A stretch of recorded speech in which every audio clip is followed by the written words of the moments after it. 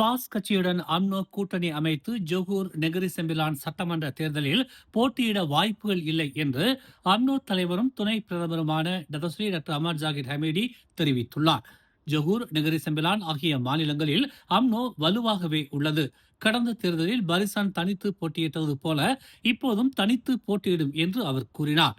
தலைநகரில் உள்ள ஒரு உல்லாச விடுதியில் பரிசான் தலைவர்களும் பாஸ் கட்சியின் தலைவர்களும் ரகசிய சந்திப்பு நடத்தியதாக வெளிவந்த செய்தியில் உண்மை இல்லை என்றும் பரிசான் தலைவர்கள் அப்படியான சந்திப்புகளை மேற்கொள்ளவே இல்லை என்றும் டதஸ்ரீ டாக்டர் அமர் ஜாகிர் ஹமீடி கூறினார். பாஸ் கட்சியுடன் கூட்டணி அமைக்க வாய்ப்புகளே இல்லை எனும் போது திரைமறைவில் பேச்சுவார்த்தை நடத்த வேண்டிய அவசியம் இல்லை என்றும் ஜொகூர் நெகிரி செம்பிலான் மாநிலங்களில் பரிசான் தனி பெரும்பான்மையை கொண்டிருக்கிறது என்றும் டதஸ்ரீ டாக்டர் அமர் ஜாகிர் ஹமீடி தெரிவித்தார். ஸ்லாங்கூரில் இஸ்லாம் அல்லாத வழிபாட்டு தலங்கள் குறித்து ஆதாரமற்ற தகவல்களை நம்ப வேண்டாம் என்று ஸ்லாங்கூர் மாநில ஆட்சிக்குழு உறுப்பினர் பப்பா ராயுடு பொதுமக்களுக்கு வலியுறுத்தியுள்ளார். கடந்த 2008ஆம் ஆண்டிலிருந்து பக்காத்தான் ஸ்லாங்கூரை ஆட்சி செய்து வரும் நிலையில் இதுவரை மொத்தம் 481 இஸ்லாம் அல்லாத வழிபாட்டு தலங்களுக்கு மாநில அரசின் நிலங்கள் வழங்கப்பட்டிருப்பதாக அவர் கூறினார். தாம் மாநில ஆட்சிக்குழு உறுப்பினராக பொறுப்பேற்றது முதல் கட்டம் கட்டமாக 57 வழிபாட்டு தலங்களுக்கு நிலம் வழங்கப்பட்டுள்ளதாகவும் 40 விண்ணப்பங்கள் பரிசீலனையில் இருப்பதாகவும் அவர் விளக்கமளித்தார். தொடர்ச்சியாக தனது அலுவலகத்தில் கோயில் நிர்வாகத்தினர்களுடன் சந்திப்புகளை நடத்துவதுடன் விண்ணப்பங்களையும் முறையாக பூர்த்தி செய்ய வழிவகுக்கப்படுவதாக அவர் கூறினார். இவ்வாண்டுக்குள் 500 இஸ்லாம் அல்லாத வழிபாட்டு தலங்களுக்கு முழுமையான நிலம் வழங்கப்பட்டிருக்கும் என பப்பா ராயுடு உறுதியளித்தார். ஸ்லாங்கூரில் அனைத்து சமூகத்தின் சமயத்தையும் முறையாகவும் நெறியோடும் பின்பற்ற வேண்டும் என்பதில் மாநில அரசு முழு கவனத்துடன் செயல்படுகிறது என்று அவர் கூறினார். ஜொகூர் நெகிரி செம்பிலான் மாநில சட்டமன்றங்கள் கலைக்கப்பட்டதை அடுத்து பகாங்கிலும் ஆட்சி கலைக்கப்படும் என எதிர்பார்க்கப்படுகிறது. நெகிரி செம்பிலானில் பக்காத்தான் கூட்டணியும் பரிசான் கூட்டணியும் இணைந்து அமைத்த ஆட்சி கலைக்கப்பட்டதும் பகாங்கிலும் பக்காத்தான் கூட்டணி பரிசான் கூட்டணியும் இணைந்து அமைத்திருக்கும் ஆட்சி கலைக்கப்படும் என்று எதிர்பார்க்கப்படுகிறது. இந்நிலையில் இன்று காலை அம்னோ உதவி தலைவரும் பகாங் மாநில மந்திரி பஜாருமான டதஸ்ரீ வான் ரோஸ்டி வான் இஸ்மாயில் தலைமையில் பகாங் மாநில அம்னோ சட்டமன்ற உறுப்பினர்களுடன் சிறப்பு சந்திப்பு கூட்டம் நடத்தப்பட்டுள்ளது. பகாங்கில் பக்காத்தான் கூட்டணியும் பரிசான் கூட்டணியும் இணைந்து அமைத்திருக்கும் ஆட்சி நிலைத்திருக்கும் என்று தாம் நம்புவதாக அவர் தெரிவித்துள்ளார். பகாங்கில் பரிசான் 17 சட்டமன்றங்களையும் பக்காத்தான் 8 சட்டமன்றங்களையும் கொண்டுள்ளது. பக்காத்தானின் ஆதரவில் பரிசான் பகாங்கில் ஆட்சி அமைத்திருக்கும் நிலையில் பரிசானுக்கு வழங்கிய ஆதரவை பக்காத்தான் மீட்டுக் கொள்ளும் என்று எதிர்பார்க்கப்படுகிறது. நெகிரி செம்பிலானில் பக்காத்தானுக்கு வழங்கிய ஆதரவை பரிசான் மீட்டுக் கொண்டதைப் போல பகாங்கில் பரிசானுக்கு வழங்கிய ஆதரவை பக்காத்தான் மீட்டுக் கொள்ள வாய்ப்பு உள்ளதாக கருதப்படுகிறது. MRR2 சாலையோரத்தில் உள்ள பயன்பாட்டு குழியில் இருந்து கேபிள்களை திருடியதாக சந்தேகிக்கப்படும் 4 ஆடவர்களை போலீசார் தீவிரமாக தேடி வருகின்றனர்.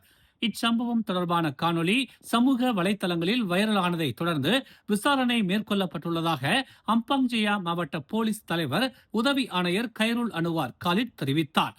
நேற்று மாலை சுமார் 5 மணி அளவில் இந்த காணொலி குறித்து தாங்கள் அறிந்ததாக அவர் கூறினார். புகார்தாரர் வழங்கிய தகவலின்படி அவர் தனது வாகனத்தை சாலையோரத்தில் நிறுத்தி இருந்த போது சாம்பல் நிற ஹோண்டா ஒடிசி வாகனம் ஒன்று சந்தேகத்திற்கு இடமான முறையில் அங்கு நிறுத்தப்பட்டிருந்ததாக கூறினார்.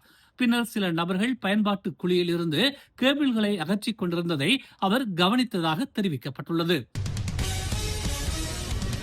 ஜொகூர் மாநிலத்தின் 16வது சட்டமன்ற தேர்தலுக்கான வேட்பாளர் தேர்வு இறுதி கட்டத்தை எட்டியுள்ள நிலையில் பரிசான் நேஷனல் தலைவர் டதஸ்ரீ டாக்டர் அமர் ஜாகிர் ஹமீடி கூட்டணி கட்சிகளான மசிசா மற்றும் மஇகா தலைவர்களுடன் நாளை முக்கிய ஆலோசனை நடத்த உள்ளதாக தெரிவித்துள்ளார். ஜொகூரை பொறுத்தவரை வேட்பாளர் தேர்வு பெரும்பாலும் முடிவடைந்து விட்டது.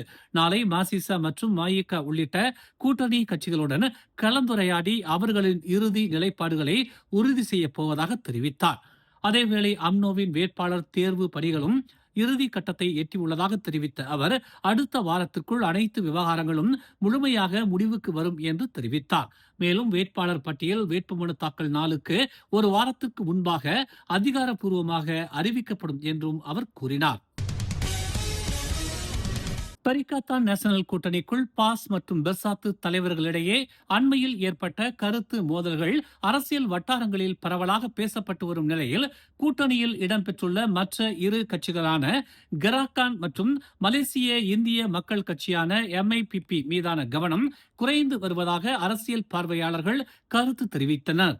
பாஸ் மற்றும் பெர்சாத்து தலைவர்கள் ஊடகங்கள் வாயிலாக பரஸ்பரம் தங்கள் கருத்துக்களை பரிமாறிக்கொண்டிருப்பது கூட்டணிக்குள் விரிசல் ஏற்பட்டுள்ளதாகும் என்று ஊகங்களை ஏற்படுத்தியுள்ளது. இந்த சூழலில் கெராக்கான் மற்றும் MIPP ஆகிய கட்சிகள் பெரிதாக பேசப்படாமல் பின்தங்கி உள்ளதாக கருத்தும் எழுந்துள்ளது. எனினும் பல்லின மக்களை பிரதிநிதித்துவப்படுத்தும் தேசிய கூட்டணியாக தன்னை முன்னிறுத்திக் கொள்ள விரும்பும் பரிகாத்தான் நேஷனலுக்கு கெராக்கான் மற்றும் MIPP ஆகிய கட்சிகளின் பங்களிப்பு மிக முக்கியமானது என்று அரசியல் ஆய்வாளர்கள் சுட்டிக்காட்டுகின்றனர்.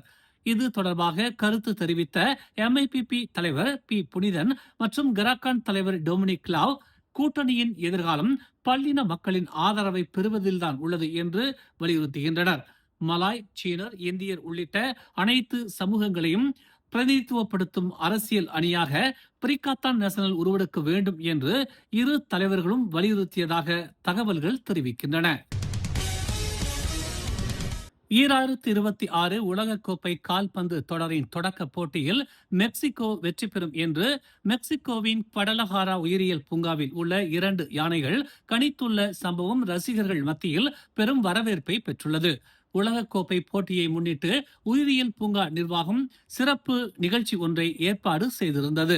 இதில் சிறிய மைதானம் போன்ற பகுதியில் மெக்சிகோ மற்றும் தென்னாப்பிரிக்கா தேசிய கொடிகள் வைக்கப்பட்டிருந்தன. இரு பகுதிகளிலும் யானைகளுக்கான புல் உணவுகளும் வைக்கப்பட்டன. அதன் பின் விடுவிக்கப்பட்ட 2 யானைகளும் நேராக மெக்சிகோ கொடி வைக்கப்பட்டிருந்த பகுதியை நோக்கி சென்று அங்கிருந்த உணவை தேர்ந்தெடுத்தன. இதனை அங்கிருந்த பார்வையாளர்கள் ஆரவாரத்துடன் வரவேற்றனர்.